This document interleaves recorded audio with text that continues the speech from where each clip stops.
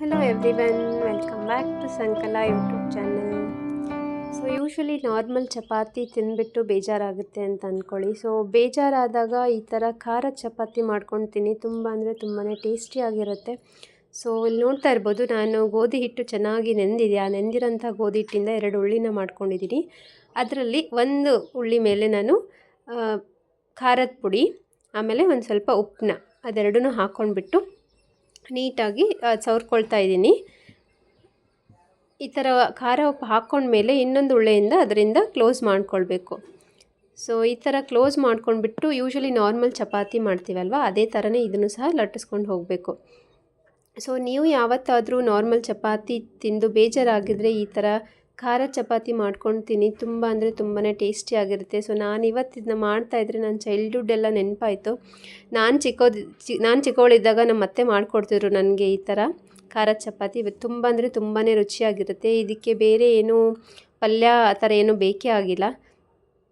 So ನೀವು ಯಾವತ್ತಾದರೂ ಈ ಥರ ಚಪಾತಿನ ಮಾಡ್ಕೊಂಡ್ಬಿಟ್ಟು ತಿನ್ನಿ. ಯಾವ ಥರ ಟೇಸ್ಟಿಯಾಗಿರುತ್ತೆ ಅಂತ ಹೇಳಿಬಿಟ್ಟು ಕಮೆಂಟ್ ಸೆಕ್ಷನಲ್ಲಿ ಮೆನ್ಷನ್ ಮಾಡಿ.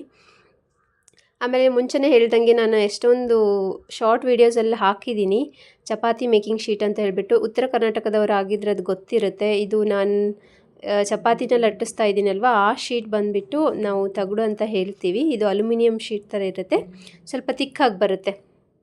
ಸೊ ಈ ಶೀಟಿಂದ ಚಪಾತಿ ಮಾಡೋದು ತುಂಬಾ ಸುಲಭ, ಈಸಿ, ಆಮೇಲೆ ಬೇಗನೆ ಆಗುತ್ತೆ ಚಪಾತಿ, ಎಲ್ಲೂ ಹರಿಯೋದಿಲ್ಲ, ನೀಟಾಗಿ ಬರುತ್ತೆ ಮಾತ್ರ. ಸೊ ಆ ಪ್ರಾಡಕ್ಟ್ದು ಲಿಂಕ್ ನಾನು ಡಿಸ್ಕ್ರಿಪ್ಷನಲ್ಲಿ ಹಾಕಿದ್ದೀನಿ. ನಿಮಗೇನಾದರೂ ಈ ಥರ ಚಪಾತಿ ಮೇಕಿಂಗ್ ಶೀಟ್ ಬೇಕಿದ್ದರೆ ಹೋಗಿಬಿಟ್ಟು ಪರ್ಚೇಸ್ ಮಾಡ್ಕೊಳ್ಳಿ ಅಂತ ಹೇಳ್ತೀನಿ. ಸೊ ನೋಡಿದ್ರಲ್ವ, ಖಾರದ ಚಪಾತಿ ರೆಡಿ ಆಯಿತು. ಅದನ್ನ ನಾವು ಕಾಯ್ದಿರೋ ಹಂಚಿಗೆ ಹಾಕೋದು. ಯೂಶ್ವಲಿ ಈ ತಗಡಿಂದ ಚಪಾತಿ ಹಾಕೋದು ತುಂಬಾ ಸುಲಭ, ಎಲ್ಲೂ ಹರಿಯೋದೇ ಇಲ್ಲ. ಸೊ ನೋಡ್ತಾ ಇರ್ಬೋದಲ್ಲ ಖಾರದ ಚಪಾತಿ ಎಷ್ಟು ಚೆನ್ನಾಗಿ ಉಬ್ಬಿದೆ ಅಂತ ಹೇಳಿಬಿಟ್ಟು. ಸೊ ನೀವು ಯಾವತ್ತಾದರೂ ನಾರ್ಮಲ್ ಚಪಾತಿ ಬೇಜಾರಾದಾಗ ಈ ಥರ ಖಾರದ ಚಪಾತಿ ಮಾಡ್ಕೊಂಡ್ಬಿಟ್ಟು ತಿನ್ನಿ ಅಂತ ಹೇಳ್ತೀನಿ. ಆಮೇಲೆ ಈಸಿ ಚಪಾತಿ ಮಾಡಬೇಕಂದ್ರೆ ಈ ಶೀಟ್ನ ಪರ್ಚೇಸ್ ಮಾಡಿ ನೀವು, ತುಂಬಾ ಈಸಿಯಾಗಿ ಬರುತ್ತೆ. ಯಾವುದೇ ರೀತಿಯಾದಂಥ ಜಾಸ್ತಿ ಎಫರ್ಟ್ ಹಾಕೋಂಗೂ ಇಲ್ಲ.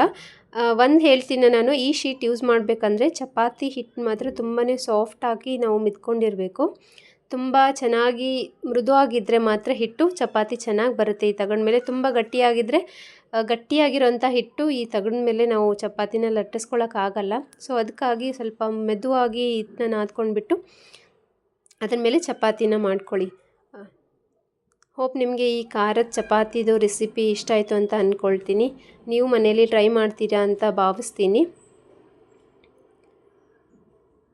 ಮರೀದೆ ಚಪಾತಿ ಶೀಟ್ ಲಿಂಕ್ನ ಡಿಸ್ಕ್ರಿಪ್ಷನಲ್ಲಿ ಹಾಕಿದ್ದೀನಿ, ಹೋಗ್ಬಿಟ್ಟು ಚೆಕ್ ಮಾಡಿ ಪರ್ಚೇಸ್ ಮಾಡಿ ಅಂತ ಹೇಳ್ತೀನಿ. ಹೋಪ್ ನಿಮಗೆ ಈ ಖಾರದ ಚಪಾತಿ ರೆಸಿಪಿ ಇಷ್ಟ ಆಯಿತು ಅಂತ ಅಂದ್ಕೊಳ್ತಾ ನಾನು ಈ ವ್ಲಾಗ್ನ ಇಲ್ಲಿಗೆ ಕಂಪ್ಲೀಟ್ ಮಾಡ್ತಾ ಇದ್ದೀನಿ. Thank you for watching this video.